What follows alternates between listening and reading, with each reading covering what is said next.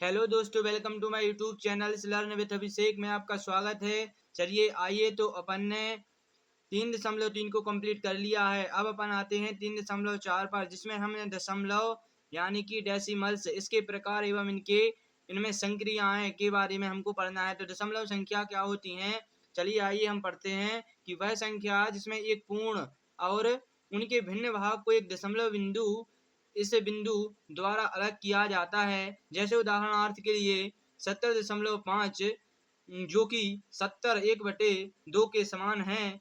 ये 0.5 को अपन आधा मान लेते हैं, आधा होता है 0.5। दशमलव के बाद वाली संख्या को अपन इस प्रकार से लिख सकते हैं इस बटे के रूप में, जैसे 1/2। तो जो आधा है अपन आधे को 1/2 के रूप में लिख पाएंगे। अब दशमलव के प्रकार 3 प्रकार के होते हैं। दशमलव की संख्या जैसे शांत दशमलव कौन से दशमलव होते हैं, उदाहरण 2.125, ये शांत दशमलव हैं, क्योंकि इस 2.1, 2 और 3 ही संख्या है, जबकि इसमें कोई भी आवृत्ति नहीं बार बार हो रही है। आवृत्ति मतलब कि कोई भी अंक रिपीट नहीं हो रहा है बार बार, तो यह एक शांत दशमलव होता है। इसी प्रकार से यहाँ पर 14.285, तो यह भी एक शांत दशमलव है, क्योंकि इसमें कोई भी अंक की दशमलव के बाद आवृत्ति नहीं हो रही है और ना इसे बार बार रिपीट किया जा रहा है, तो ये शांत दशमलव होता है। अब अशांत दशमलव व आवृत्ति क्या है, तो देखिए उदाहरण के लिए जैसे 0.353535 और यहाँ पर डॉट डॉट डॉट में हमको और आगे तक बढ़ते जाना है। तो इस प्रकार से ये अशांत दशमलव एवं आवृत्ति वाला दशमलव कहलाता है। यहाँ पर अंकों की आवृत्ति हो रही है, जैसे 353535 और चलते जाइए। इसी प्रकार से इसके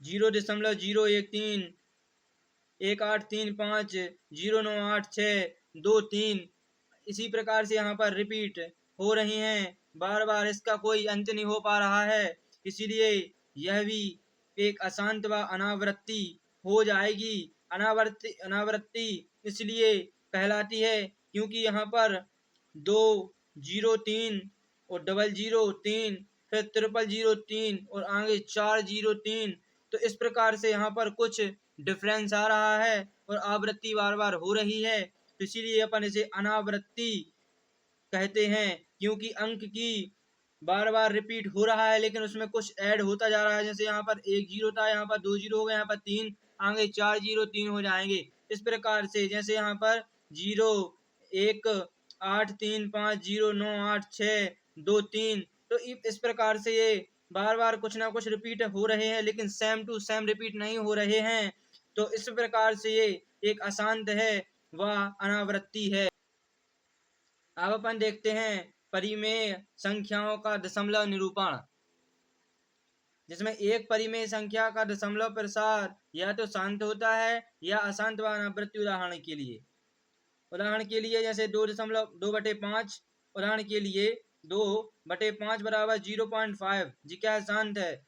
0.4 क्यों है शांत, क्योंकि इस दशमलव के बाद एक सिंगल ही अंक है जो 4 आया है, तो ये शांत हो जाएगा। इसी प्रकार से 181/5, तो यदि अपन सॉल्व करें तो 36.2 आएगा, जो कि क्या हो जाएगा, शांत। अब इसी प्रकार से 7/2 बराबर 3.5, ये क्या है, शांत है, क्योंकि दशमलव के बाद एक ही अंक आ रहा है। इसी प्रकार से ये हो जाएगा 45/2 बराबर 22.5, ये भी शांत हो जाएगा। ये तो अब अपन देखते हैं कि यहाँ पर 2/7 बराबर 0.285714285714, तो देखिए यहाँ तक 2857 वह शांत नहीं हो रहा है, जैसे 285714, तो उसी प्रकार से फिर उसी का रिपीट हुआ 285714, तो इस प्रकार से इसकी आवृत्ति बार बार हो रही है इस संख्या की। इस 2 4 जो 6 अंकों की बार बार आवृत्ति हो रही है, तो ये क्या हो जाएगी, अशांत व आवृत्ति।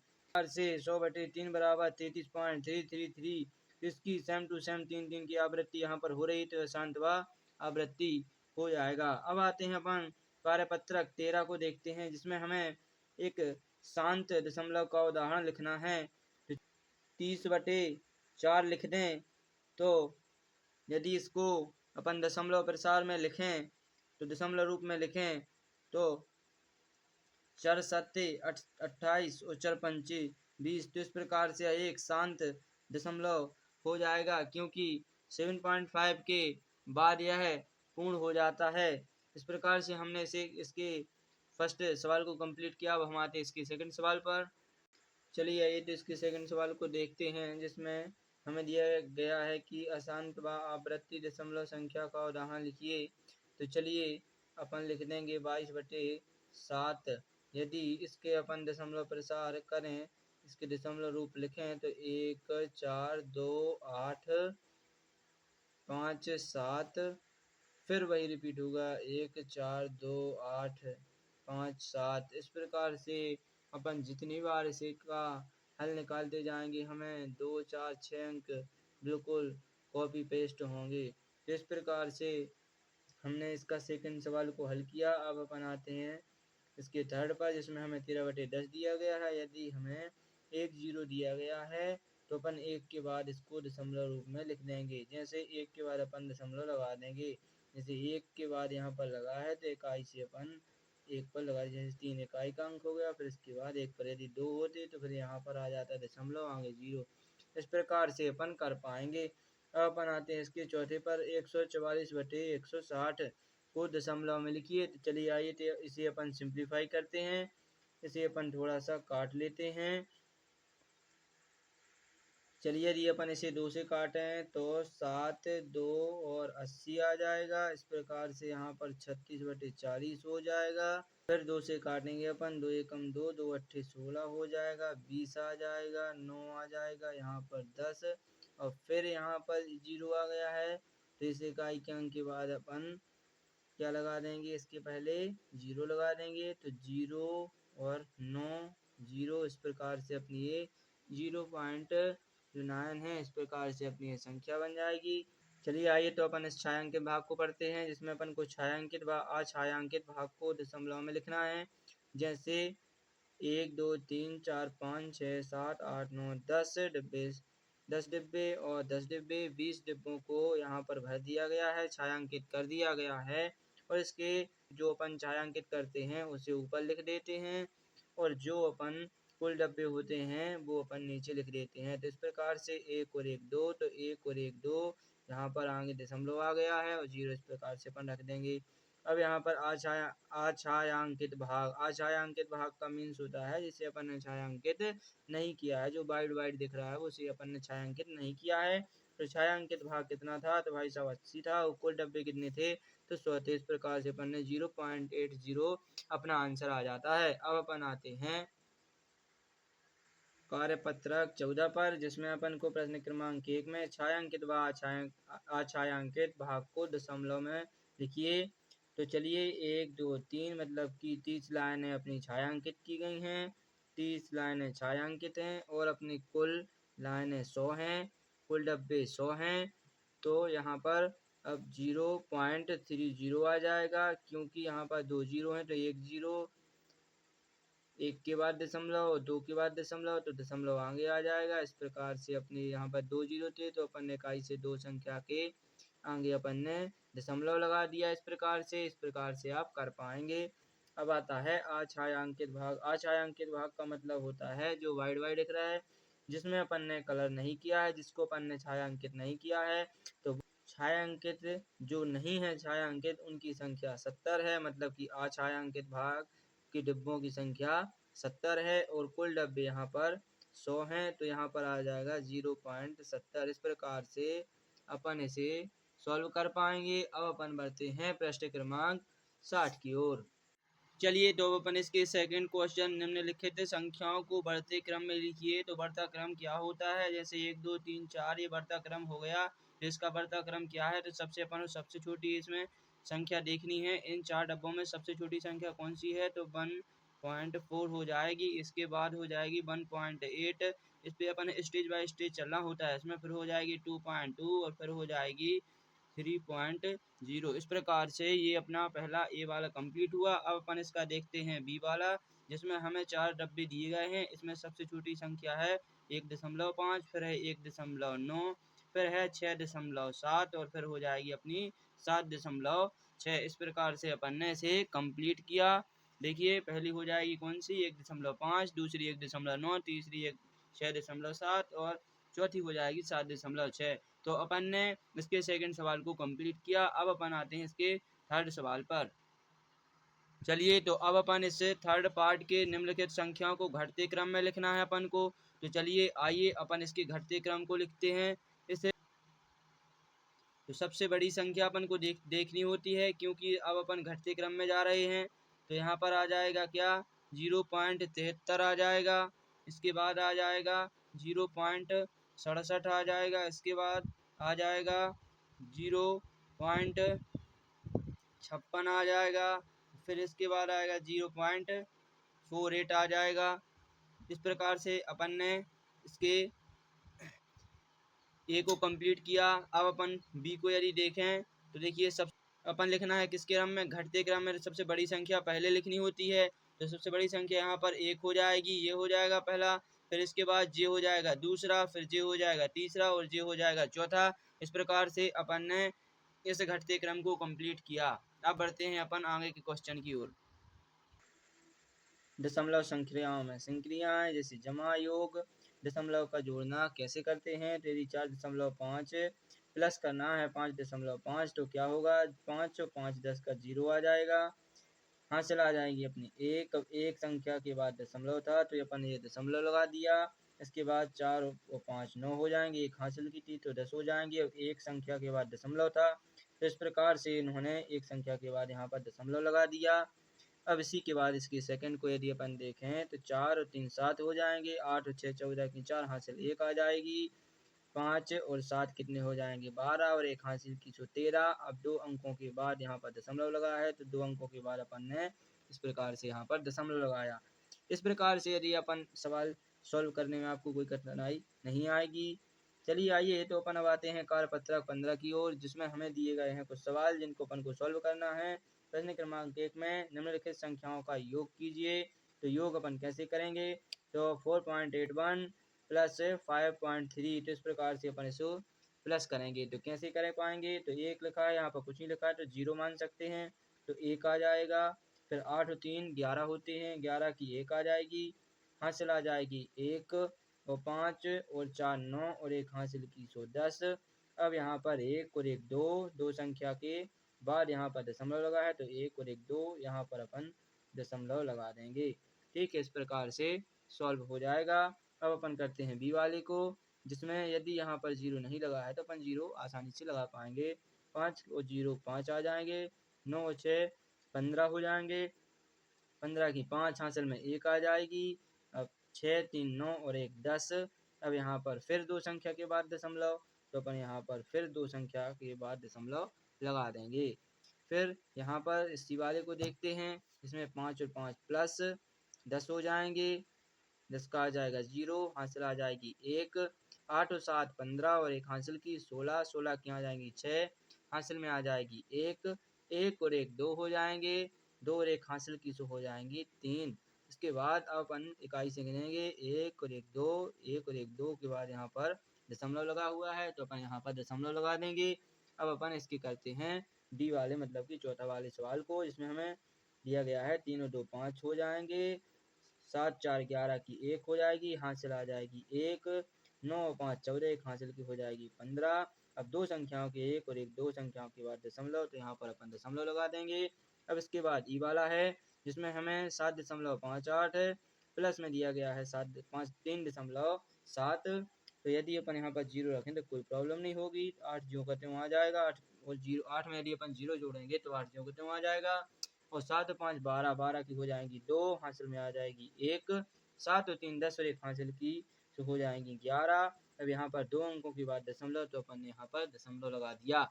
अब अपन आते हैं इस बारे पर, जिसमें हमें संख्या दी गई है 0.265 और प्लस में दी गई है 15.36। तो यहाँ पर यदि अपन 0 लगा दें तो कोई अंतर नहीं आएगा। तो इस 5 का यदि अपन 0 में जोड़ें तो 5 ही आ जाएगा। 6 और 6 जोड़ने पर 12 प्राप्त होते हैं, 12 की 2 हासिल आ जाएगी 1, 2 और 3 5 और एक हासिल की हो जाएगी 6। अब यहाँ पर 15 ज्यों का त्यों आ जाएंगे, क्योंकि यदि अपन 15 में 0 जोड़ेंगे तो अपन को 15 ही प्राप्त होंगे। तो यहाँ पर 15,625 हो जाएंगे, जो कि 1 2 3 संख्या के बाद दशमलव लगा है। तो यहाँ पर अपन 3 संख्या 1 2 3 संख्या के बाद यहाँ पर दशमलव लगा देंगे। इस प्रकार से अपन ने इसके 6 सवाल कंप्लीट किए। अब आते हैं अपन इसके अगले पृष्ठ की ओर। चलिए, इसके सेकंड सवाल में हमको एक बल्ले का मूल्य 500.50 रुपये तथा एक गेंद का मूल्य 25.75 रुपये है। तो दोनों वस्तुओं का कुल मूल्य कितना हो जाएगा, वो हमें बताना है। तो एक बल्ले का मूल्य कितना है, 500.50 रुपये तथा एक गेंद का जो मूल्य है वो है कितना, 25.75 रुपये है। तो दोनों का मूल्य अपन को कुल मूल्य बताना है। तो देखिए, एक बल्ले का मूल्य है 500.50 और एक गेंद का मूल्य है 25.75। तो इसको अपन को प्लस कर देंगे, जिससे अपना कुल मूल्य है जो ज्ञात हो जाएगा। देखिए, इस दशमलव के नीचे दशमलव आना चाहिए, ये बहुत ही इम्पोर्टेंट होता है। इसको लिखने का जो तरीका होता है वो बहुत ही महत्वपूर्ण होता है। इस दशमलव के नीचे बिल्कुल दशमलव आना चाहिए, और इस दशमलव के नीचे दहाई वाली संख्या, इकाई वाली संख्या, मतलब कि इस प्रकार से लिखने की प्रोसेस होती है। और यहाँ पर जीरो के, इस 5 के नीचे कुछ नहीं लिखा है तो अपन 0 लिख लेंगे, जिससे अपनी कोई मिस्टेक नहीं होगी। चलिए आइए, तो अब इसे अब प्लस करते हैं। 10 में 5 जोड़ने पर अपन 0 में 5 जोड़ने पर 5 प्राप्त होता है, और 7 5 12 की 2 हासिल आ जाएगी 1। अब 5 और 1 हासिल की हो जाएंगी 6, 0 और 2 कितना हो जाएगा 2, और 5 और 0 हो जाएगा 5। तो इस प्रकार से अब 1 और 1 2, तो यहाँ पर 1 और 1 2, इसके बाद अपन यहाँ पर दशमलव लगा देंगे। तो इस प्रकार से अपना जो है कुल मूल्य कितना हो जाएगा, 526.25 रुपये हो जाएंगे। इस प्रकार से अपन ने इसे कंप्लीट किया। अब अपन बढ़ते हैं इसके थर्ड पार्ट की ओर, जिसमें हमको दिया गया है कि राम एक पेन 45 रुपये में खरीदता है और एक किताब 135.75 रुपये में खरीदता है। तो दोनों वस्तुओं का कुल मूल्य कितना होगा। एक पेन कितने का है, 45.25 का, और एक किताब 135.75 रुपये में खरीदी है।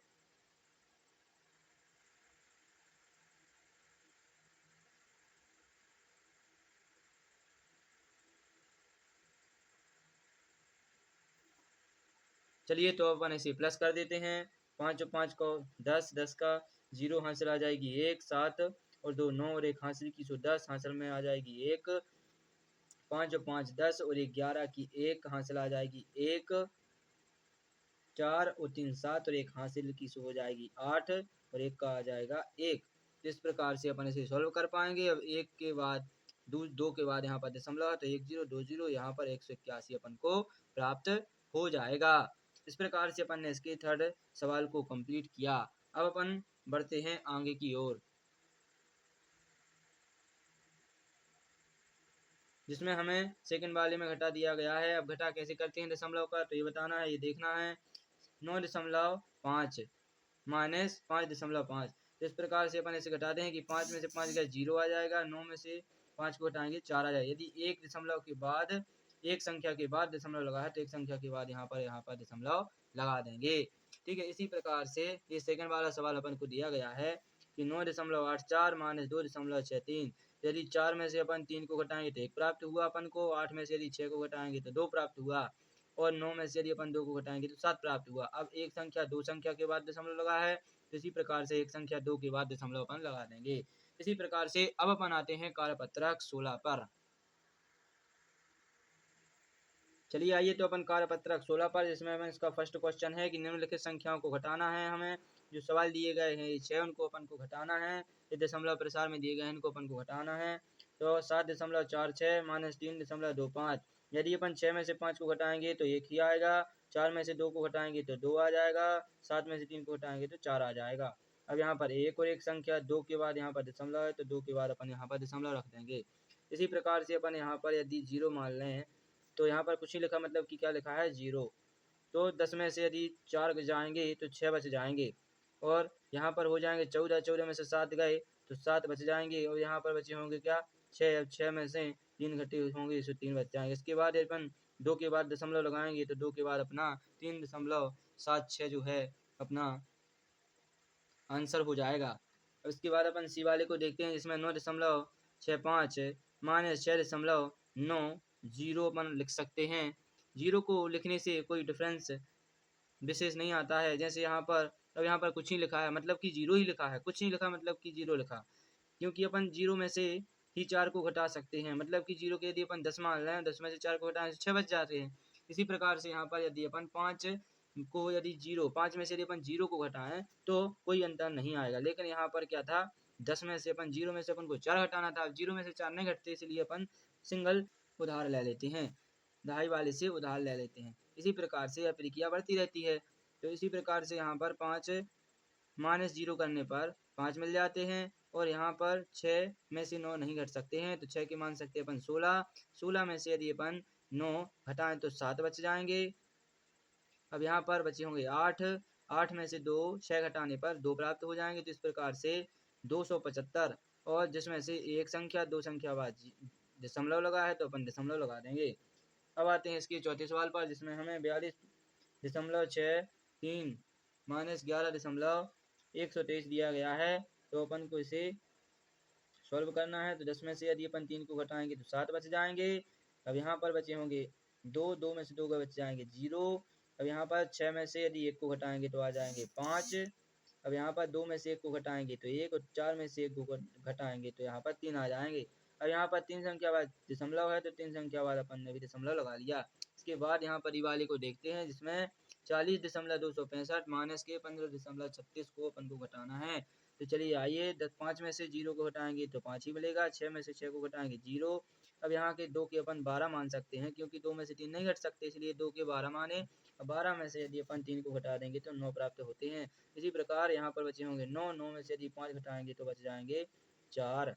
यहाँ पर बचे होंगे 3, 3 में से 1 घटाएंगे तो बच जाएंगे 2। इस प्रकार से ये कंप्लीट हुआ सवाल। और 1, 2, 3 संख्या के बाद दशमलव, तो यहाँ पर 3 के बाद अपन ने दशमलव लगाया। इसके बाद 9.78 माइनस की 5.67, मतलब कि अपन को 8 में से 7 को घटाएंगे तो 1 प्राप्त होगा, 7 में से 6 को घटाएंगे तो 1 प्राप्त होगा, और 9 में से यदि अपन 5 को घटाएंगे तो 4 प्राप्त होगा, जो कि 2 संख्या बाद दशमलव, तो 2 संख्या बाद अपन ने दशमलव रखा। इस प्रकार से अपन ने कार्यपत्रक 16 को का फर्स्ट क्वेश्चन कंप्लीट कर लिया है। अब अपन बढ़ते हैं आगे। चलिए इसके सेकंड को अपन पढ़ते हैं, जिसमें एक शर्ट का मूल्य 500.75 रुपये है, और दुकानदार इसको 25.75 रुपये की छूट पर देता है। तो शर्ट को कितने रुपए में खरीदा जाएगा? तो चलिए आइए, तो इसका कुल मूल्य है जो एक शर्ट का कितना है, वो 500.75 है, और दुकानदार इसे छूट मतलब कि घटा कर देता है कितना, 25.75 रुपया।